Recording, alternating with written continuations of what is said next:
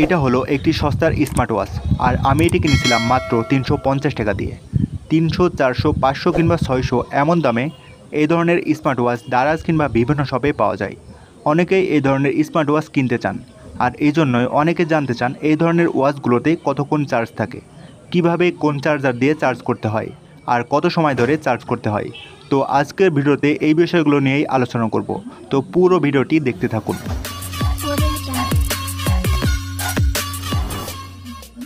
আমার এই ওয়াচটি কিনা 1 বছর হয়ে গিয়েছে। স্টিল নাও আমি এটি থেকে একদিনের মতো চার্জিং ব্যাকআপ পাই। যদি আমি এটিকে একবার ফুল চার্জ করে শুধুমাত্র টাইম দেখার জন্য ব্যবহার করি, অর্থাৎ ফোনের সাথে কানেক্ট করে ব্যবহার না করি, তবে পুরো একদিন চার্জ থাকে। অর্থাৎ আজ সকাল 9টায় চার্জ দিলে আমি কাল সকাল 9টা পর্যন্ত এটিকে অনায়াসে চালাতে পারবো। মোবাইলে কানেক্ট করে সব ফিচারগুলো ব্যবহার করতে থাকলে 1 থেকে 2 ঘন্টার মতো চার্জিং ব্যাকআপ পাওয়া যায়। আসলে এই ধরনের ওয়াচ থেকে এর চেয়ে বেশি কিছু আশা করা যায় না, তবে নতুন অবস্থায় আরও ভালো চার্জিং ব্যাকআপ পাবেন। এবার আসছি এই ধরনের ওয়াচগুলোতে কতক্ষণ চার্জ করতে হয়। সবচেয়ে মজার বিষয় হলো এই ওয়াচটিতে 20 থেকে 30 মিনিট চার্জ করলেই ফুল চার্জ হয়ে যায়। কিভাবে চার্জ করবেন? সাধারণত এই ধরনের স্মার্ট ওয়াচ চার্জ করার জন্য স্মার্ট ওয়াচের বক্সে ম্যাগনেটিক চার্জিং ডক অথবা প্লাস্টিক চার্জিং ডক দেওয়া হয়ে থাকে।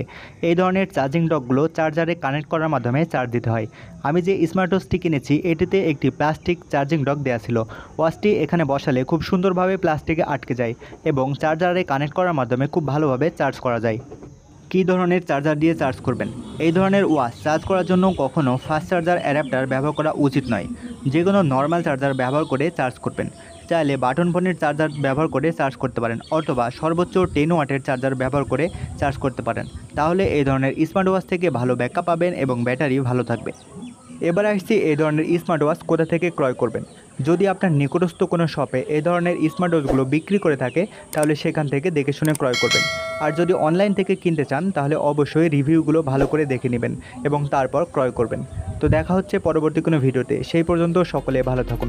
আর ভিডিওটি ভালো লাগলে অবশ্যই লাইক করুন এবং প্রয়োজনীয় মনে হলে চ্যানেলটি সাবস্ক্রাইব করে রাখুন। আসসালামু আলাইকুম।